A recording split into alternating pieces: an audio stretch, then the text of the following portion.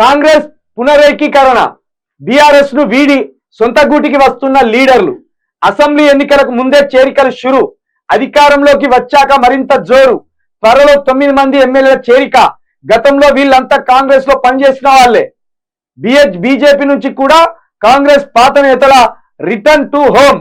ఇక్కడ మనం బాగా అర్థం చేసుకోవాలి ప్రజలారా, కాంగ్రెస్ పునరీకీకరణ కాదు, ఇది పునరీకీకరణ అట, మళ్ళా ఒక్కటైతాన్లాట కాదు.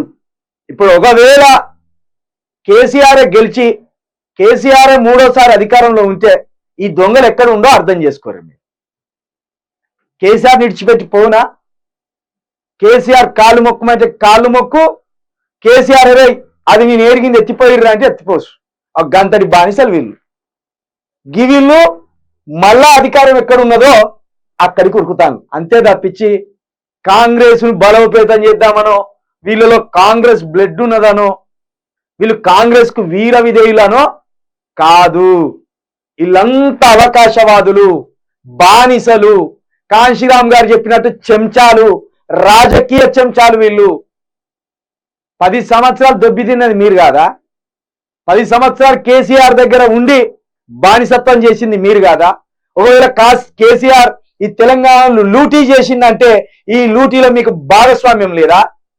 కేసీఆర్ తప్పు నిర్ణయాలు తీసుకున్నారని చెప్తే కేసీఆర్ తప్పు నిర్ణయాల్లో మీ భాగం ఎంత? ఇవన్నీ మీకు చెందాయా? దీంట్లో మీ తప్పులు లేవా? దొంగలారా, ఏమంటారు? అసెంబ్లీ ఎన్నికలకు ముందే షురు, టికెట్లు రానోళ్ళు పోయిండ్లు, టికెట్లు తిక్కనే ఉండు. అధికారంలోకి వచ్చి జోరు అనకుర్రి, అధికారంలోకి వచ్చాక మరింత జోరు కాదు, జంపింగ్ జపాంగులు వీళ్ళు. పైసా కోసం ఏ దినమన్న తింటారు, ఎక్కడ పనుమన్న అంటారు. గటువంటి స్వార్థపరులు వీళ్ళు. గిటువంటి వాళ్ళు లీడర్రా? గివిర్లను నమ్ముతారా?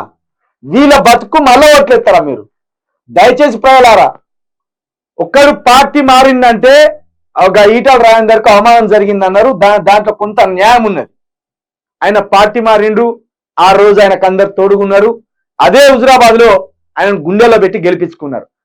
గదొక పార్టీ మారితే ఒక లెక్క. వీళ్ళకేం రోగం వచ్చింది? పార్టీ నాగం చేయాలని చూస్తాను, తెలంగాణ నాగం చేయాలని చూస్తాను ఈ దుర్మార్గులు.